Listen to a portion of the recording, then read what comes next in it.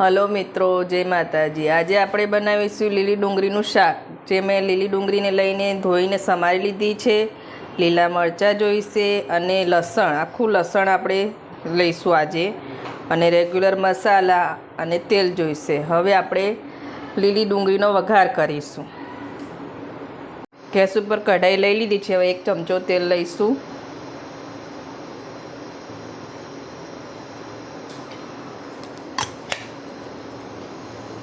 હવે તેલને ગરમ થવા દઈશું। તેલ ગરમ થઈ ગયું છે। હવે નાખીશું જીરું, રાઈ તતરી જાય પછી નાખીશું હિંગ। હવે નાખીશું આખી કળી લસણની, અને ગેસની આંચ ધીમી કરી દઈશું। લસણને થોડું સાંતળી લઈશું આપણે।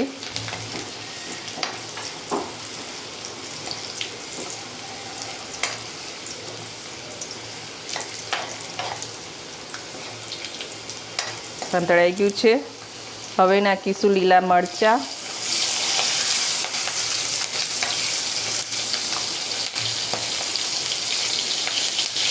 હવે નાખીશું હળદર,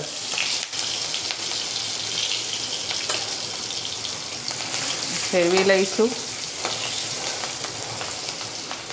હવે લીલી ડુંગળી એડ કરી દઈશું।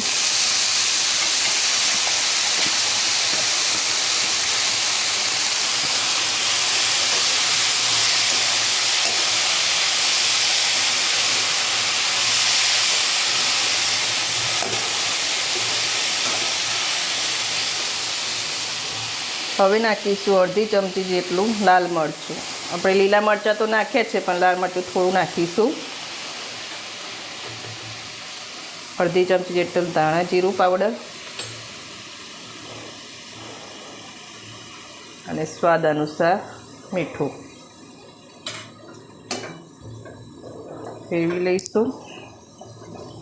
ગેસને આજ થોડી ફાસ્ટ કરીશું।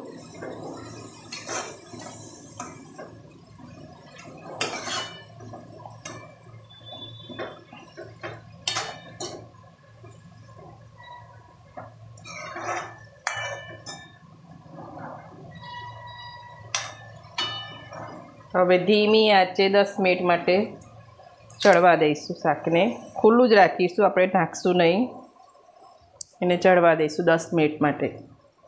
10 મિનિટ જેવું થઈ ગયું છે। હવે આપણે ફેરવી લઈશું।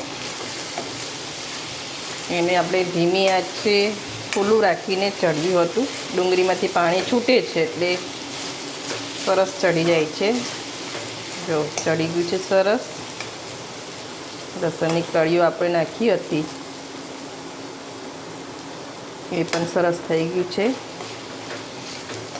રેડી આપણું શાક। હવે ગેસની આંચ બંધ કરી દઈશું અને સર્વિંગ પ્લેટ પર લઈ લઈશું। સર્વિંગ પ્લેટ પર લઈ લીધું છે લસણ અને લીલી ડુંગળીનું શાક, લસણની કળી નાખેલું। જો કેવું સરસ બન્યું છે, તમે પણ બનાવજો। અને જો મારી રેસીપી ગમતી હોય તો મારા વિડીયોને લાઈક કરજો, સબસ્ક્રાઈબ કરજો અને બેલ આઇકન જરૂરથી દબાવજો।